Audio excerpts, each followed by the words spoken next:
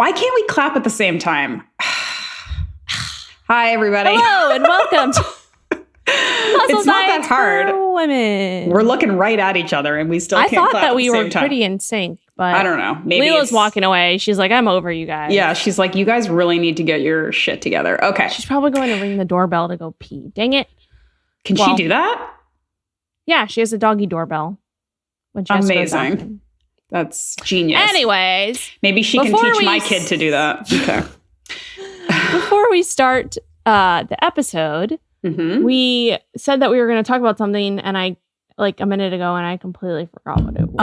Our favorite coffee, Purity Coffee. Oh. Yeah. Yes. I'm almost out, actually.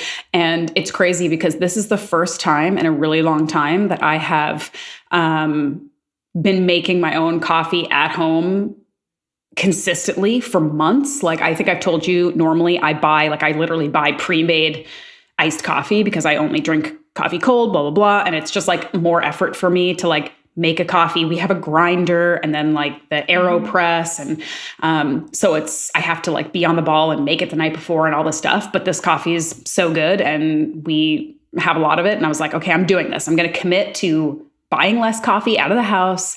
It's so overpriced, ridiculous. And I'm just going to make it at home. And I've been making my coffee the night before and putting it in the fridge. And I've actually, one thing that I want to report is that I have not done a coffee detox because you talked about yours pretty recently. I have not done like a proper coffee detox in, I want to say years. Like, it actually freaks me out to think about it because I really don't like being so dependent on anything. And I can kid myself that like, oh, I don't need my coffee. Like, it takes, I wait like 2 hours before I have my first cup in the morning, whatever. But like, I know for a fact, if I went cold turkey, I would have headaches like wild. It would be miserable, right? So I'm still not in a place where I'm ready to do a detox yet because I just don't want to, frankly. But I have switched to Purity Coffee's 1/3 caffeinated, which I love because I didn't even get into coffee drinking in the first place because I needed caffeine. Like, I am a high energy person anyway. I got into it because I liked the flavor and because everybody else was drinking it. And I was just like, I guess I'll get into coffee. And, 10 years later, here I am. So I've just literally switched to 1/3. I didn't do anything else. I just switched to lower caffeine and I haven't noticed any difference. I don't notice less energy. I haven't had headaches, anything. So I feel like if I do this for a while and then maybe I switch to like every other day I'm using the decaf because they've got a good decaf version too. Like, I can just kind of like titrate instead of cold turkey because I just don't see what the point of that is. Like, it's just like, why put myself in misery for a couple of days for no reason? I might as well just do it this way. It's like a smarter option, I think. Yeah. And it still tastes good. It's like so anyway, so that's what I'm doing. And I do that. I do a variation of that. I do like half of the 1/3. I think I talked about this last time, and then half of the light roast. And that's mostly because I just really like the flavor of the light roast. Okay. But so I literally have like a coffee canister and I take both bags and I pour them in evenly and then I just shake it up. So I combine it. So it's 50% each of the, I don't even remember the names. It's the brown bag, which is the light roast. And then the yellow orange bag, which is the 1/3 roast. And then sometimes I'll do half with the decaf, which is a blue bag. Yep. Instead.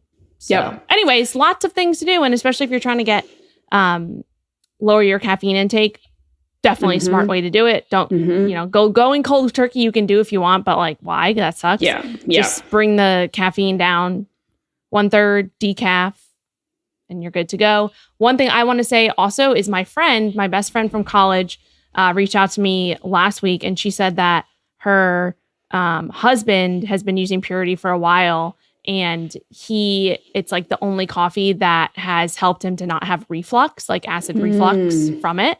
And so she just mentioned that last week. And I was like, oh, wow, like I didn't even think about that, as one of if you're drinking shitty coffee, absolutely, that can happen. Yeah. I've been drinking Purity for probably 5 years now. So, I haven't noticed that. When I have like a Starbucks every once in a while, I'm literally like on another planet, like cracked out, probably having tons of different reflux.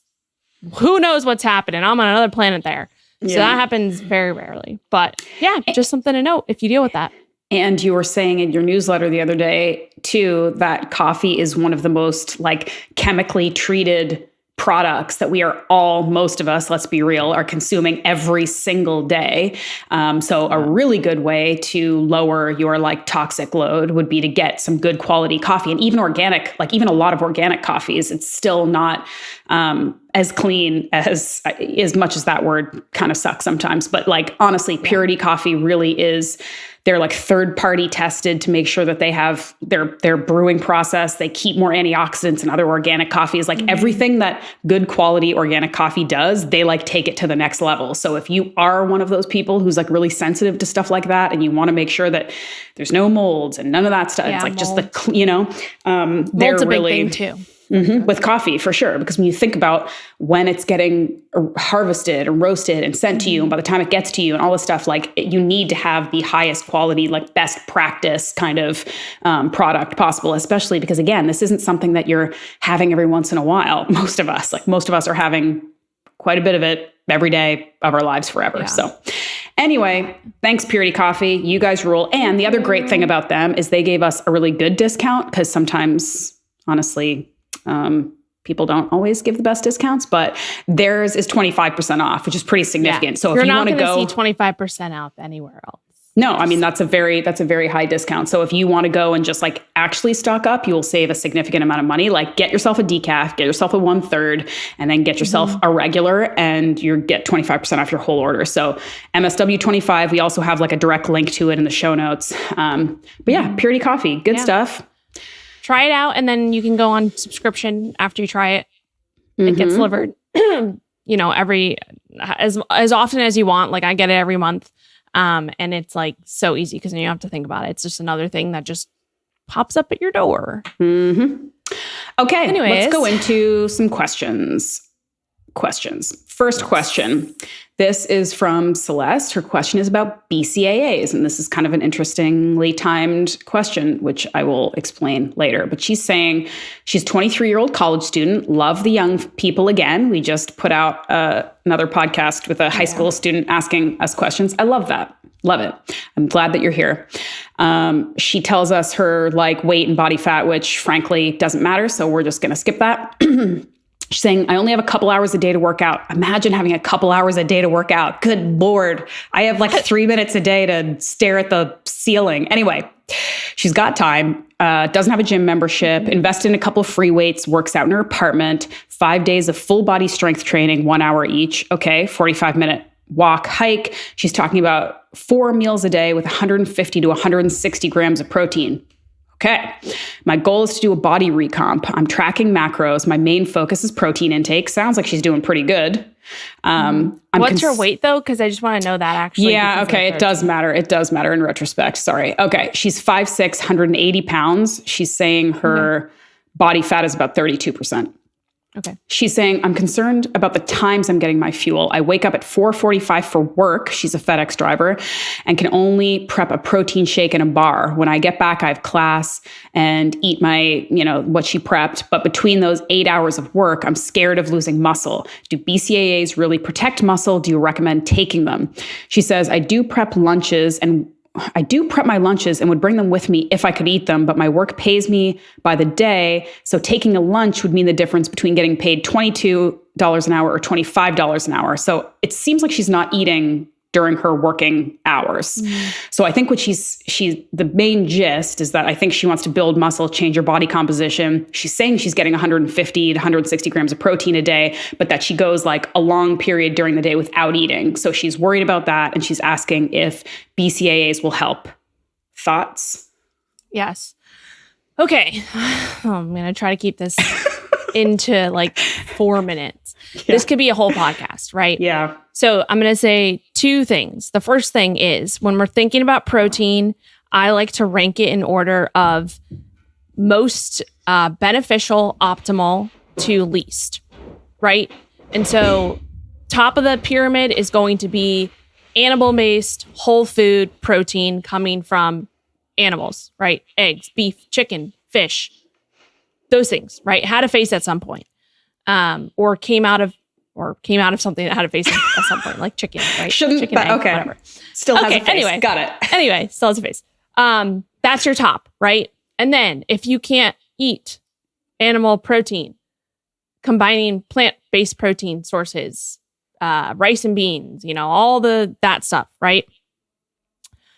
Well, actually, even maybe above that would be like protein powder, whey protein, then collagen, whey protein, not creatine. Wow, I'm now messing this up. Whey protein, casein protein. Sorry, that's the word I was looking for. And then, your combined plant-based proteins, things like that, right? Protein powder. So whole foods, protein powder that has all the different amino acids. Then essential amino acids, EAAs, right? You can get powdered EAAs, which are the essential amino acids. Then BCAAs, right? So it's whole foods, then full-blown protein powders, all the different kinds of protein powders, then EAAs, then BCAAs at the bottom, then water. So that's how I would rank it. And I'd be like, okay, if you're trying to optimize, like start at the top and work your way down. So in this scenario, I would say, okay, if you can't eat food, then have a protein shake, even if it's just protein powder in water, right? Maybe you just put a scoop of protein powder in a shaker bottle. And then when you're ready to drink it, you throw a bottle of water in there, shake it up. And that's that's what you do, right? That's what I would recommend, because then you're going to get all the essential amino acids through that, right? Through that protein powder and all the amino acids, like a wide variety of amino acids, not just the essential amino acids. So that's what I would say with that side of things, is I would rather you spend your money on like a good quality protein powder that has all the essential amino acids than spend your money on BCAAs. Second to that, if you're like, I don't like protein powder, I hate all the kinds of protein powder, I can't have them all, any of them, then I would go with essential amino acids over BCAAs, because BCAAs are just the branched chain amino acids, right? Leucine, isoleucine, valine. Essential amino acids are going to be all the essential amino acids, but still not all of the amino acids, right? I told you this could be a whole podcast. So that's what I'll go with that. And then the second thing I was going to say is that the only time I would recommend BCAAs really would be, and even then I would probably just recommend EAAs. The only time would be if you're a vegan and you are not getting any animal-based proteins, and so you're limited in your ability to consume essential amino acids and BCAAs. So you have to supplement, right? And so you would supplement with either a vegan protein powder, or next thing would be EAAs. The thing below that would be BCAAs. So that's kind of the only time I would be like, okay, if you want to spend money on EAAs, BCAAs, it's because you are vegan and you need to supplement with that. Was that 4 minutes? I don't know, but I liked it. I'll just add on to the end here that you cut in Kanye style if you think this is wrong, but one of the things she's worried about is like, I'm going all day without eating. And my feeling is, if you are getting 150 to 160 grams of protein in that 24-hour period in your day sometime, and presumably some fat and carbs and some other stuff as per your needs, you're not just eating 150 grams of protein and nothing else. If you're getting enough calories and you're getting that much protein in a day, it's not a big deal. If you're going, we're meant to be metabolically flexible. We're meant to not have to eat every 2 or 3 hours. That's kind of a construct. If you're not starving, if you aren't having major energy slumps or headaches, if you're not super hangry, if you're not really struggling during that 8 hours, you're staying hydrated, whatever, and you're getting the food elsewhere, don't worry about the 8 hours. You're absolutely not losing muscle in that 8-hour period. That's absolutely not. Like you said, you can prep your protein shake. So maybe if you are worried and or if you're a little hungry or whatever, prep another one and have that sometime during the 8 hours, or maybe your EAAs or whatever, like have something. But you don't need to eat that 8 hours, especially if you don't feel like you're starving or hungry or whatever. I'm going to Kanye. Okay. For 1 second. Mm-hmm. I completely agree with that. And that's why we have both of us, because you went that route, which is 100% right. However, if your goal is to optimize, especially with she said she's training 5 full body days a week, I would just say that, again, it's ranking order. The biggest thing is that you get that amount of protein on the daily, right? 150 to 160 grams. If you weigh 180, that's great. Get that in during the day, every single day. That's number one priority. Once you've done that, the second priority would be to try to space it out. I would say if your goal is to optimize your muscle growth and recovery, because we know that to do that, you want to spike muscle protein synthesis multiple times throughout the day. If that's your goal, optimizing, right? Then I would say having like 3 servings of 30 plus grams of protein a day is going to be like ideal for most people, sometimes a little bit more. But again, that's the optimizing, right? So I just want to throw that in there because yes, you don't necessarily have to. You can still get a lot out of just eating 2 big boluses of protein per day if that's what works for you. But if you are trying to optimize the muscle growth and recovery, ideally, from what we know in the research, maybe 1 more serving of protein will just help to balance out the being in that positive nitrogen balance, right? Positive protein balance throughout the day versus being in the negative throughout the day. That's all I'm going to say. And that's Kanye out. I mean, yeah, like basically, again, that could be that problem, that little extra problem could be solved by just having a second protein shake that you bring with you. Yeah. But if we're looking at ranking life, not just optimizing her workouts, she is saying basically, I can't afford to take a lunch break, which sucks. That's a whole other cultural conversation. Yeah. But if you can't stop and eat real food halfway through your shift, and maybe you don't bring a second protein shake or whatever, the main takeaway here is that you can absolutely be healthy and work out and build muscle. It's more important you're getting that protein in over the course of the day, and then even more so over the course of weeks and months consistently. So yes, it would be a perfect world if you could take a lunch and eat a proper meal. If you can't, just do what you're doing and make sure you're getting enough protein over time, consistently.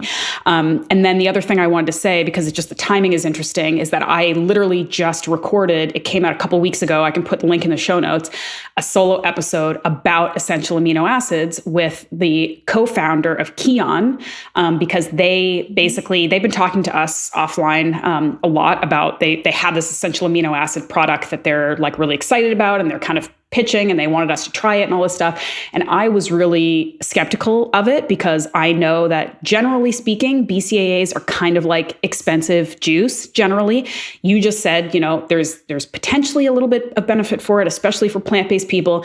But for the average person who can eat animal protein, who is eating whole foods, who likes protein shakes, the benefit of BCAA products are like little to nothing, and they're expensive. They're pricey. Like, why would you buy this? They taste like crap. And they don't taste good, whatever. So like my, again, very high level general answer for most people, hey, should I buy some BCAAs when I go to the GNC, is like, no. That's the general answer. And I kind of felt the same about EAAs. I know that essential amino acids are, by, their name implies, more important generally than BCAAs, but because they're essential, because we need them, because we need to take them in. But I'm thinking, if you're prioritizing a nutrient-dense diet and you're getting a lot of animal protein, you're probably getting enough essential amino acids. And through the conversation with Angelo, he really kind of taught me a lot more about essential amino acids and kind of won me over a little bit in terms of, I hadn't really thought, and this is something I'm sure you already know, but when you're taking in whole protein sources like animal products, like a good whey protein powder or something, those contain essential amino acids, but they're not all essential amino acids. You're not, just because you're getting maybe, 30 grams of protein doesn't mean you're getting a full serving of all the essential amino acids. So like even somebody like me who's eating a lot of good food, it's possible, especially as you get older, especially if you have an injury or you're working really hard, you're working out all the time, you may not actually be getting as much essential amino acids as you think you are. So to your point earlier, I'm not saying you have to supplement with essential amino acids. And probably most of us, it's not like a dire need if you're really focusing on getting enough whole foods protein stuff.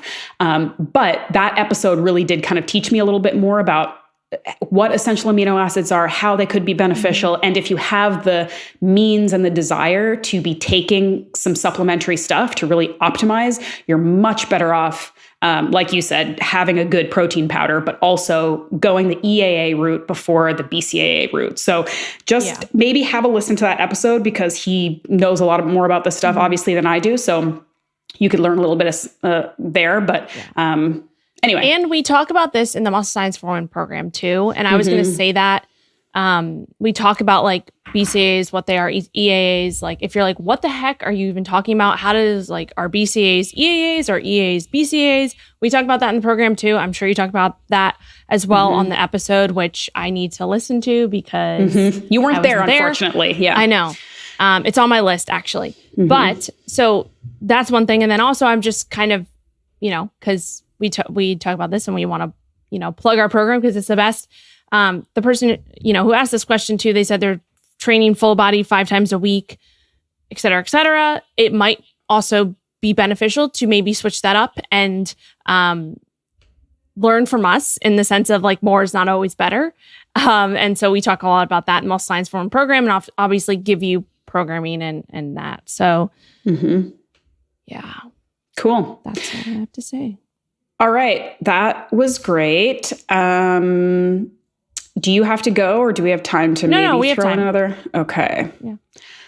All right. I'm trying to find one that won't take a long time to answer, but we aren't very good at that.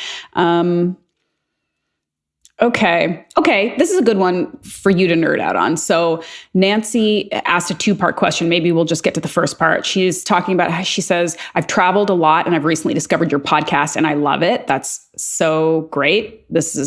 I love when people are on road trips or in planes and are listening to our podcast. Appreciate you. Her first question is about trying to count macros. Can you please tell me what is the allowable like plus or minus? I feel like we have talked about this a lot, but the plus or minus sort of range for protein, fat, and carbs, in terms of how sort of loosey-goosey can you be? Is there one that you can be a bit more loosey-goosey, since we love to use old-fashioned terms in this podcast?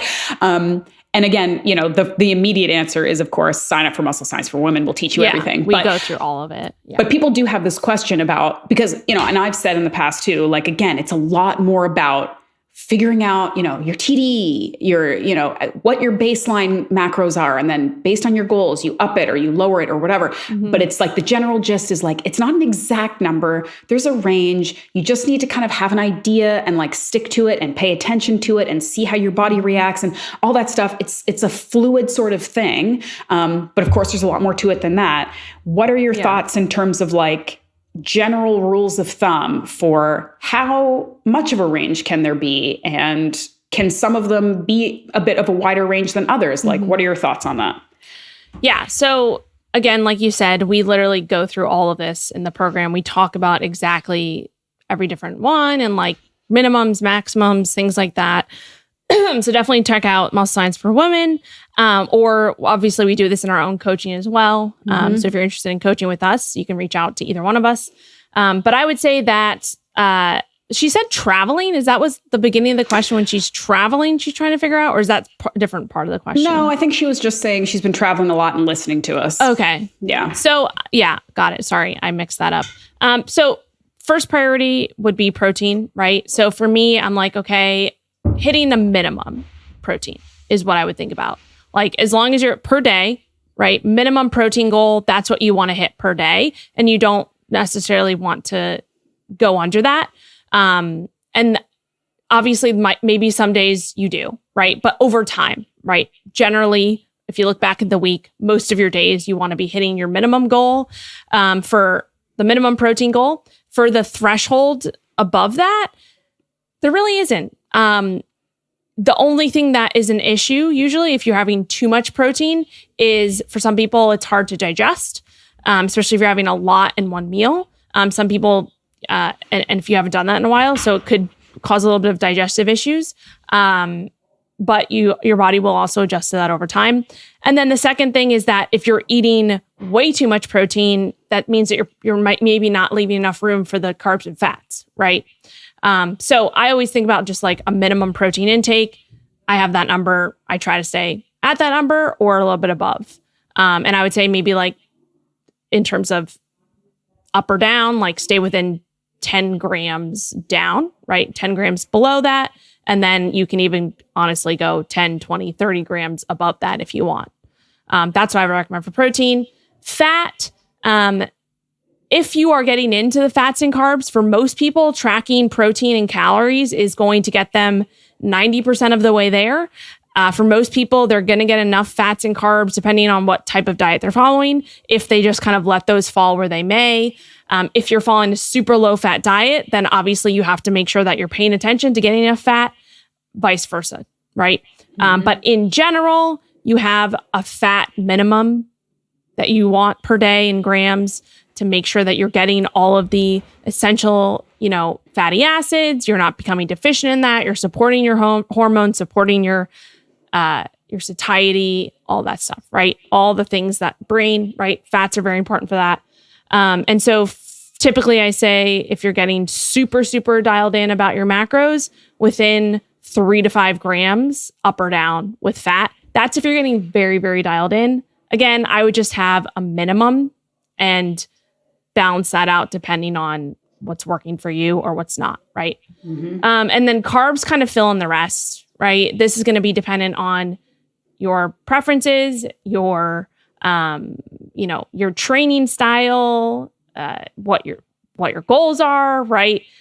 All of that, right? Lifestyle. And so in general, protein first, minimum fat target, fill the rest in with carbs. When we're talking about how much to be within, I typically tell my clients, if you're tracking all 3 macros, try to stay within 10 grams of carbs and protein and within 5 grams of fat up or down on a daily basis.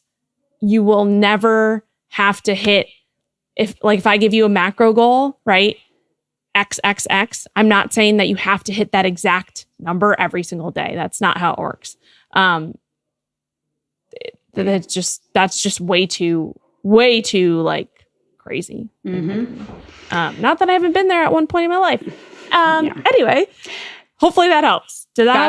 That's a really good snapshot. Obviously we could dive way more into it, and we do in the program, but I think that's a really, really good snapshot. Just a couple very basic things I'll add, because again, sometimes we forget that people haven't been enmeshed in this world for 10 years plus like we have. Just the one thing to pay attention to with fat that people kind of sometimes forget, because once we get over the hump of misinformation about how all fat's bad and you should never eat fat, sometimes people go a little crazy in the other direction. They're just like, fat's good, I'm just gonna sprinkle it liberally on everything I eat. And the thing people forget is that fat has 9 calories per gram instead of the 4 that protein and carbs do. And it's quite easy to overeat. And we all know that a serving of fat is very, very depressingly small. Like the serving of avocado, a serving of nut butter, a serving of butter or olive oil is just a little speck, right? So, I've had clients who are like, I'm low carb and stuff, but I drink a heavy cream latte every morning that is literally 2 cups of cream. And I'm like, that's a billion calories, dude. Literally thousands of calories. Yes. And that's not an over exaggeration. It's thousands of calories. Yes. So that's just, again, I'm the last person to tell you to fear fat. Moderate fat intake is so good, but you just want to be aware, because the calories really add up quickly. And then the other thing I would say, and we've said this a million times, and it's just something, again, to pay attention to, is that if you are going the macro route, if you want to determine what your basic maintenance calories are, if you want to determine how your body best responds to upping calories to gain muscle, to lower calories to lose body fat, all of those things, you have to know that it's a process and that it will take time and that it requires you to be mindful and pay attention. So what Rachel just said about it's not going to be exact every day, and whatever you're logging probably isn't exact and all that stuff. None of this is an exact science, but it does require you to be really consistent and mindful and not cut corners and not log something because you ate too much and you're embarrassed about it, or to not skip a day because you didn't feel like it or whatever. These things take time. And even determining what your optimal maintenance range is you kind of have to like pick something based on information and then try it and see how it feels, So these are things that just take time and it's trial and error, but like you have to dedicate yourself to it, because I've had, again, a lot of clients who like, they want to use this data, but they don't want to apply themselves. And you and I have had this conversation too, because I'm like, boo, I don't really want to track my stuff. And it's like, okay, well, whatever. You have to do it, and you have to do it properly, or the information isn't helpful.